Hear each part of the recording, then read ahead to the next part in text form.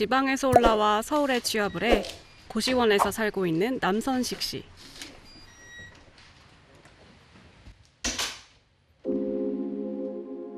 지금 24살이고 독서모임 플랫폼 회사에서 매니저로 일하고 있습니다. 이쪽에 서울에서 직장을 구하게 돼가지고 여기 회사 바로 옆이거든요, 고시원이. 그래서 처음으로 고시원에 들어와서 생활하게 됐고, 직장과 가까운 도심 한가운데 사회 초년생인 그가 선택할 수 있는 주거지는 몇 군데 없었습니다. 일할 때는 여기 앉아서 하고 잘 때는 여기 침대에 눕는데 사실상 이 두 가지밖에 이 안에서 할 수 있는 게 없거든요. 제가 화장품 같은 거 여기 위에 올려놓고, 그리고 뭐 저희가 공동 샤워장이다 보니까 샤워할 때 이거 샤워바구니 들고 가고, 뭐 여긴 옷장이긴 한데 지금 빨래는 다 빨고 있어가지고 안에 과자나 이런 거밖에 없어. 그리고 음식들이 있겠네요. 네, 간식이랑 뭐 이런 식사 대용할 것들을 미리 사둬야 돼서 넣어놨습니다. 아무래도 이제 뭐 이것저것 갖다 놓다면 어지러워지니까 최대한 물건은 좀 안 들이려고 하고 있습니다.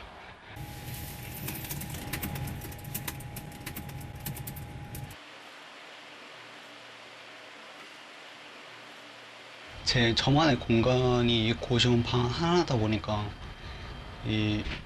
여기 안에서만 계속 있으면 외로움이라고 해야 되죠. 그런 걸 많이 느낄 때가 많고, 사실 답답하고 그래서 밖으로 나갈 때가 엄청 많죠. 네. 갑갑할 때면 옥상에 올라오곤 합니다.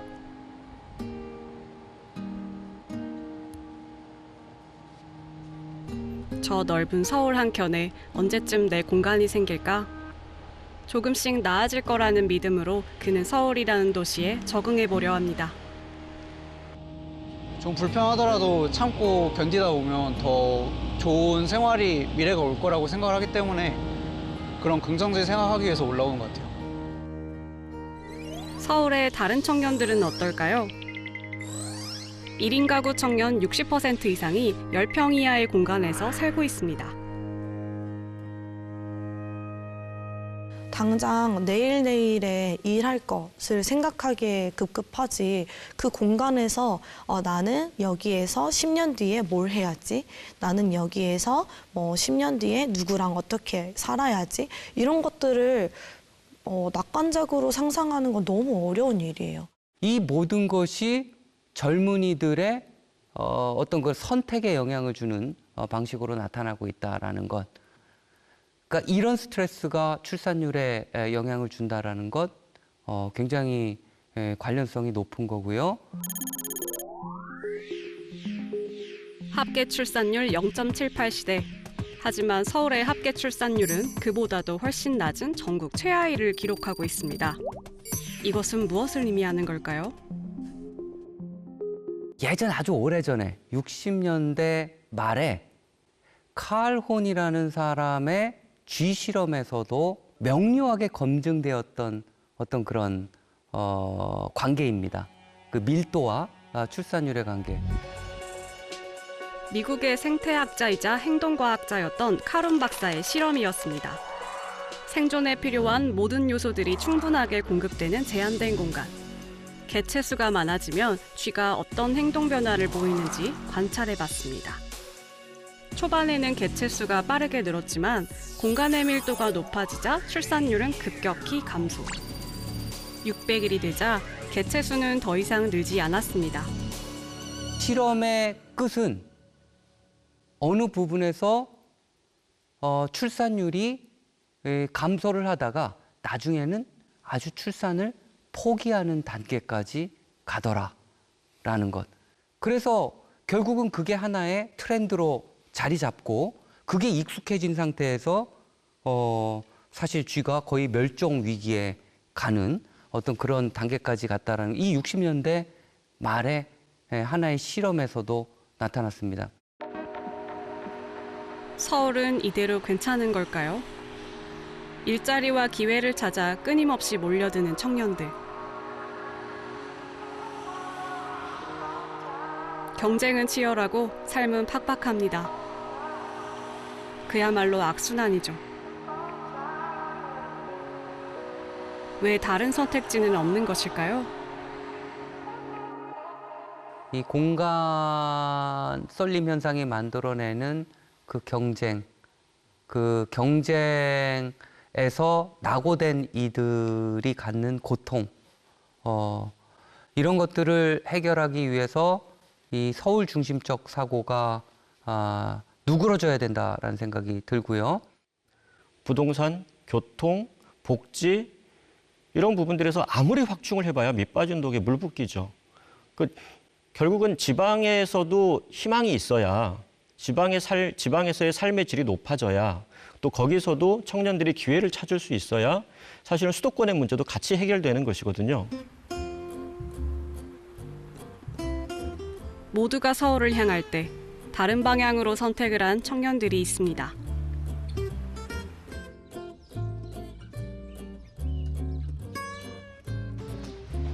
서울에서 남해로 내려온 성민 씨. 2017년 11월에 제가 처음 남해로 왔었고요. 그때 왔던 기억이 너무 좋았어서 이후에 뭐 월에 한두 번씩은 계속 남해 왔다 갔다 하고 뭐 시기가 잘 맞았나? 그때 퇴사를 했던 시기가 딱 돼서 그러면 뭐 월세집 하나 구하고 내려가도 되겠다. 제가 먼저 이주를 하게 됐었습니다. 시작은 그랬던 것 같아요. 상황이 일어나는 거죠. 우리나라에서 지키자고 지금 얘기하는 거잖아. 아니야. 성민 씨는 혼자가 아니라 친구들과 함께 남해로 내려왔습니다. 대부분이 서울 토박이인 친구들. 그런데 어떻게 이렇게 친구들이 다 같이 남해로 올 수 있었을까요? 제안서가 하나는 강한 소상공인이고 좀 난로가 지금 마무리만 해주면 되는 상태라고 알고 있습니다. 그 같이 하던 독서 모임에서 워크숍 차 남해로 왔는데 너무 좋다 남해 한 명씩 친구들을 초대하면서 그렇게 해서 사람들을 모았어요. 왜 서울에서 삶을 정리했냐가 더 적합한 질문인 것 같긴 하거든요. 근데 어떤 직장을 가지고 좀 어떤 월급을 받고 한 10년 정도 꾸준히 해 봤는데 근데 이렇게 그냥 내 삶이 이제 라이프 스타일이 이대로 고정하고 끝나도 괜찮은 걸까? 이런 고민은 스스로 했었거든요. 시작은 한 달 살아보기였습니다. 그런데 남해에서의 한 달은 서울에서의 삶과는 전혀 다른 경험이었습니다. 뭔가 새로운 것들을 해볼 수 있겠다는 의욕이 생긴 친구들. 의기투합해 함께 남해로 내려왔습니다. 올해로 6년 차. 성민 씨와 친구들은 남해에서 다양한 일을 합니다. 직접 디자인한 물건을 팔고 식당도 다 같이 운영합니다. 주 메뉴는 비건 카레. 서울에선 도전하기 쉽지 않았던 것들이 이곳에선 가능했습니다. 그냥 내가 하고 싶은 것들을 할 수 있는 동네다 여기는. 그러고 친구들이랑 계속 뭔가를 하게 돼요. 막 저는 그림을 그리지만 누군가는 음악을 하고 뭐 누군가는 뭐 요리를 하고 누군가는 글을 쓰고 뭐 이런 것들이 그게 남매였기 때문에 기회가 저희한테 있었다고 생각도 해요. 문화 인프라가 부족하다고요? 그래서 지역에서 할 수 있는 문화 행사나 축제도 직접 기획해서 만들었습니다. 지역에서의 기회는 나의 뭔가 의지나 나의 디자인과 나의 계획을 실현해 볼 수 있는 기회, 그다음에 누군가를 뭐 이런 생각을 같이 하는 친구들을 만날 수 있는 기회인데 도시에서는 그게 잘 안 보이죠. 너무 많은 사람들이 부대끼고 살기 때문에. 그뿐만이 아닙니다. 먼 길을 달려가는 성민 씨와 친구들. 누군가를 만나러 가는 길입니다. 남해에는 성민 씨와 친구들 외에도 귀촌한 청년들이 꽤 있습니다. 여기서 말하는 삶의 끝과 체류하는 사람, 정착에서의 삶의 끝과 어떤 체류하는 사람의 삶의 청년들이 남해를 선택한 이유는 뭘까? 남해에서 그들의 삶은 어떻게 달라졌는가? 깊이 있는 질문들이 오고 가는데요. 성민 씨와 친구들은 잡지도 만들고 있습니다. 제목은 우리가 소멸하는 방법이라는 잡지고요. 남해로 초기에 내려오고 난 다음에 지방소멸 이슈를 저희가 접하고 나서 이런저런 얘기를 많이 했던 것 같아요. 그러다 보니까 자연스럽게 이 이슈에 대한 어떤 컨텐츠를 만들고 싶다라는 이야기로 전개가 됐고,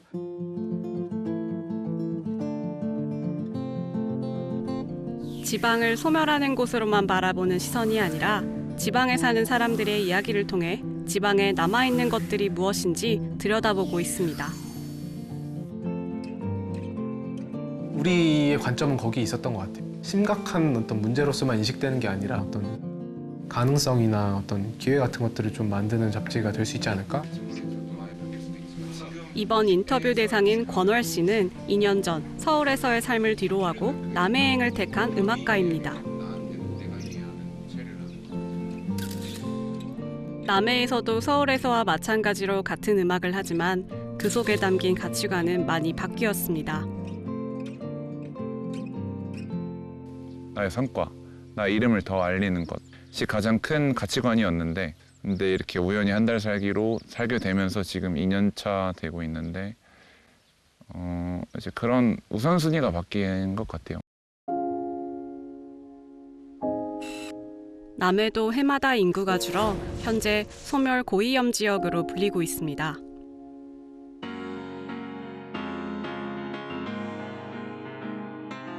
하지만 관점이 달라지면 불리는 이름도 달라집니다.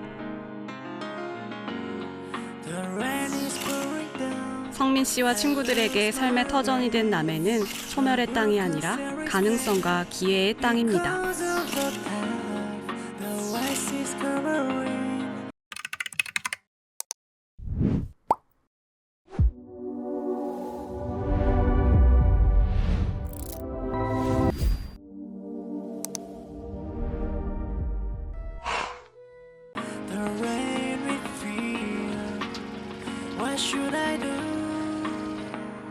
청년들의 일상도 많이 달라졌습니다.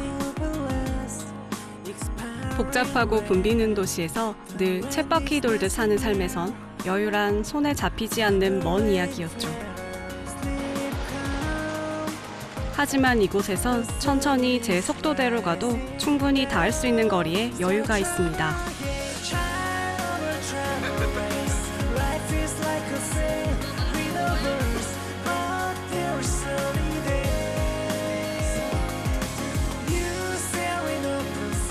서울이 아닌 지방, 청년들에게 이 선택은 어떤 의미가 되었을까요?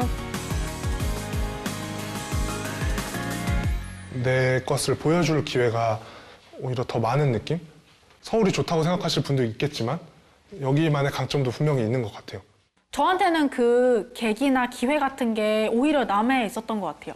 남해에 있으면 내가 이런 사람이 되고 이런 친구들을 더 많이 만날 수 있어. 일단 일적인 부분도 저희가 성장하고 있다고 느껴요. 근데 더 성장하고 싶다는 어떤 욕심 같은 게 생기는 거죠. 아, 우리 이렇게만 하면 조금 더 잘 이곳에서 살 수 있을 것 같다. 굉장히 수동적인 느낌을 받는데 도시에서는, 시골에서는 그게 엄청 주체적이고 능동적이고 본인만의 어떤 시간을 만드는 것처럼 보이는 거예요. 다만 그 속도가 느리긴 하지만. 지방의 다른 청년들은 어떨까요? 지방 청년이라고 모두가 서울에 가고 싶어 할까요? 의외의 조사 결과도 있었습니다. 경남연구원에서 2019년에 청년 실태 조사를 대규모로 했습니다. 근데 그 결과 저희들이 굉장히 충격적이고 새로운 사실을 알게 되었는데, 경남 내에 거주하는 청년들 절반 이상은 지역에 그대로 머물고 싶어 한다는 조사였습니다.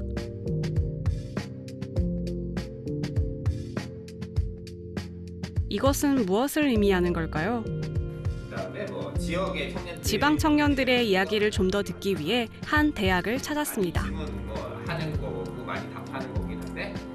지방이 청년들을 붙잡아두기 위해서는 무엇이 필요할까요? 저는 솔직히 문화생활에 있어서는 서울이 많다고 생각을 하거든요. 문화생활은 뭐 어떤 거야? 막 갤러리전이나 아니면 놀이공원. 만약에 기회가 된다면 서울 살고 청년들이 지방에 남고 싶어하는 이유 속에 그 힌트가 있지 않을까요? 부동산에 있어서도 부동산가가 낮아서 생활비에서 드는 비중이 적다. 그게 가장 큰 것 같고요. 두 번째로는 아무래도 제가 평생을 여기서 살았다 보니까 지인들도 여기 있기 때문에 그것도 한 몫을 하는 것 같습니다.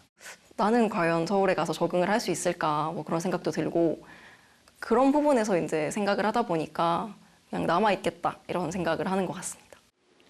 조금 이중적인 마음을 가지고 있는데 머물고 싶다는 생각이 있는 한편으로 이제 직업적 기회나 혹은 이제 네트워킹을 위해서 수도권으로 올라가고 싶다는 생각도 한편으로 가지고 있습니다. 청년들이 지방을 떠나고 싶지 않은 가장 큰 이유는 가족과 주거였습니다. 상당수의 청년들은 지방을 떠나고 싶지 않아 했습니다. 여기에 가장 큰 이유로는 친구와 가족이 있고 그리고 내가 여기서 계속 살아왔기 때문에 여기서 살 수만 있다면 계속 지방에 남아서 살아가고 싶다고 그런 의사를 표현했습니다. 결국 청년들은 떠나고 싶어 하는 게 아니고 어쩔 수 없이 떠나는 것이죠. 근데 우리가 누굴 보냐면 사실은 이 나가려고 적극적으로 나가려는 청년들만 보다 보니까 이 갈팡질팡하는 청년들의 고민을 잘 안 들어주는 것 같고 남아있는 청년들은 무시하는 거예요. 청년들이 신호를 분명히 보냈고 뭔가 목소리를 내고 있었는데 못 듣는 경우가 많은 거예요. 가고자 하는 청년이 아니라 남고자 하는 청년들을 어떻게 붙잡을 것인가. 지방 소멸을 바라보는 질문은 이제 바뀌어야 할 것 같습니다. 자료 찾아본 적 있는데 울산이랑 그 일자리라는 것은 양질의 일자리고 또 다른 한편에서는 다양한 일자리거든요. 두 번째는 이제 문화라는 측면에 있어서 콘텐츠 소비가 좀 어렵다. 그러니까 다양한 요구를 어떻게 대응하느냐, 어떤 식으로 청년들의 목소리를 들어주느냐에 따라서 사실은 굉장히 매력적인 공간이 되면 또 찾아오는 거거든요. 떠나려고 하는 청년들을 어떻게 잡을 것인가 라고 하는 질문은 근본적으로 잘못되어 있었습니다. 남고자 하는 청년들에게 뭔가 비전을 심어줄 수 있다고 한다면 저는 아마 그 청년들이 굳이 수도권으로 많은 비용을 또 본인이 원하지도 않으면서 그렇게 올라오는 일이 좀 더 줄어들지 않을까? 다시 돌아온 서울은 여전히 화려하고 아름답게 빛납니다. 하지만 반짝이는 불빛에 가려 우리가 보지 못하는 것은 무엇인지 질문해야 합니다.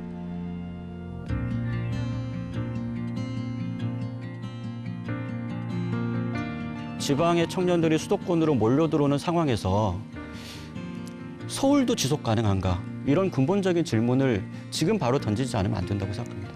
인구의 총량도 중요하지만 중요한 거는 인구의 분포입니다.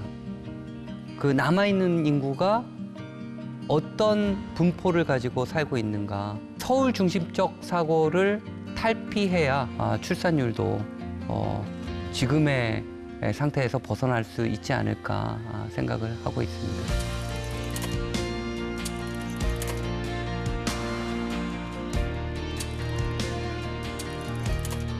서울만이 정답일까요? 다른 선택을 한 사람들. 그들을 보기 시작한다면 지방을 부르는 이름도 소멸이 아닌 가능성이 될 수 있지 않을까요?